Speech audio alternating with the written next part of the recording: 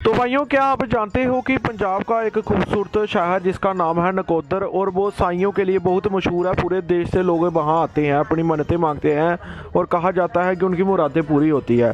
तो भाइयों, क्या आप जानते हो कि 1947 के पहले ये इलाका पूरा राजपूतों के अंडर आता था। तो भाइयों, उसका इतिहास जानने के लिए आपको पिछोकड़ जाना जरूरी होगा।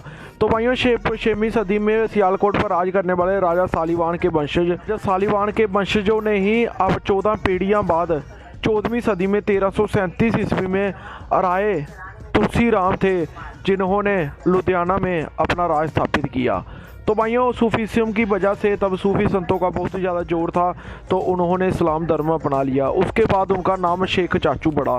शेख चाचू ने पूरे लुधियाना से लेकर जलंधर तक अपनी रियासत बनाई, और उसके बाद उसके बच्चों में एक बहादुर राजा हुआ जिसका नाम था राय कल्ला मंच।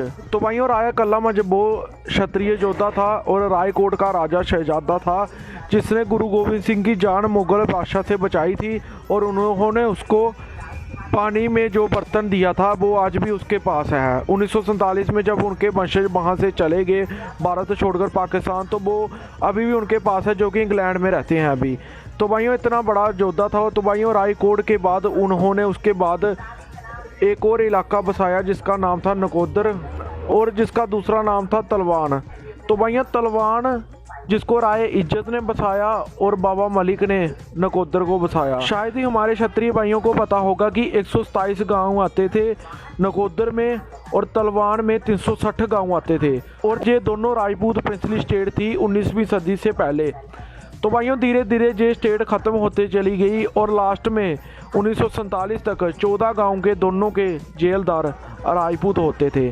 तो भाइयों, राय कल्ला मंच के ये वंशज थे जिन्होंने रायकोट आबाद किया, और लुधियाना से लेकर जलंधर तक का इलाका जहाँ पर मंझ राजपूतों का बहुत ज़्यादा डोमिनेंस होता था, और गढ़शंकर नवा शहर जिसका नाम आज बदल दिया है, वो उस साइड घोड़ेबाज राजपूतों का बहुत ज़्यादा जोर होता था।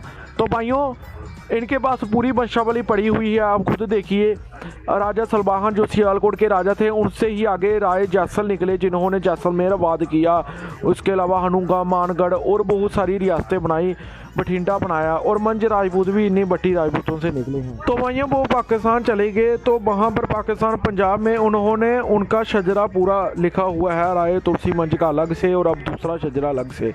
आप खुद देखिए, इस शजरे में आपको साफ साफ दिखाई देगा कि जो राय तुलसी राम से कैसे वंशज निकले हैं, और जैसलमेर वाले भी जहाँ से निकले हैं राजा सलवाहन से। तो भाइयों, आज इस इलाके में नाम मात्र के राजपूत बचे हैं, लेकिन आज भी उनके निशान दिखाई देते हैं। राय कल्ला मंच की हवेली आपको रायकोट में फिर भी कुछ अंश आपको दिखाई देंगे।